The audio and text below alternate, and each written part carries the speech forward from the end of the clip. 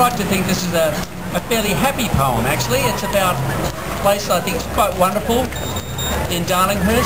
It's really about the wonder and mystery and magic of the Tap Gallery.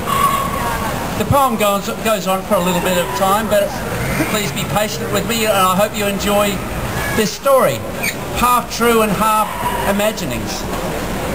It's called Step Right In. Why not say hello to the banquet where scrumptious food is life itself? Although we harbour regrets, put misgivings upon the shelf, for Tap Gallery's feast unfolds before your eyes, while Leslie entreats us to have some wine. Bizarre creativity upon every wall provides a mirror maze. One soaks it up in a drunken haze. Artists shall speak to you, coaxing us inside their minds. Panoramas of symbolic truth cannot be defined. However, Hilary steers me around, discussing the work. Before I boomerang to the bar, where I found some gypsies like to lurk. One could be Mephistopheles, except his name is Lou, and relates tall stories like he believes they're true. Jess, his partner, dwelling upon every word, is more than 10 years younger. Still, there's nothing absurd about the bond between those two.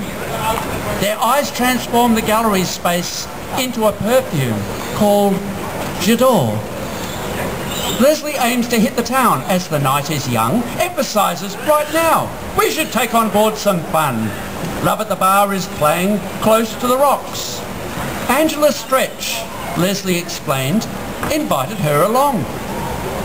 Hilary purchased tickets on the Apple Mac. She organised everything in 20 minutes flat. Leslie put on fancy clothes as I tidy away smashed glass and some ice cubes thrown everywhere by Mark. Without delay, Leslie flags down a cab on Oxford Street. And then we discover how the taxi seats are soft as marshmallow.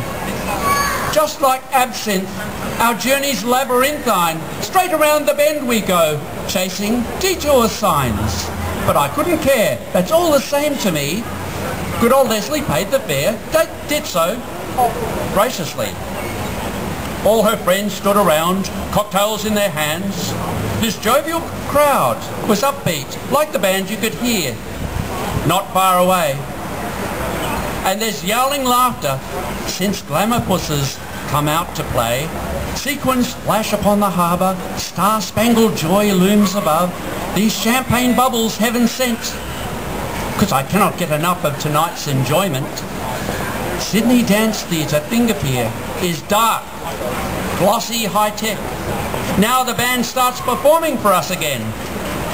Crooner songs weightlessly float around the room. Meanwhile, no one speaks, captivated by velvet tunes. The magic of romance strikes a chord with those leopard spots dancing, cast upon the wall. Love's golden eloquence is set on fire as poetry, lacking pretense, sparkles in our eyes. Chardonnay washes beneath tendril waves of my tongue. The fabric of life appears to be elaborately spun. Although I'm rather drunk, bladder set to burst, my discomfort is minor compared with Leslie, who's got nothing to eat.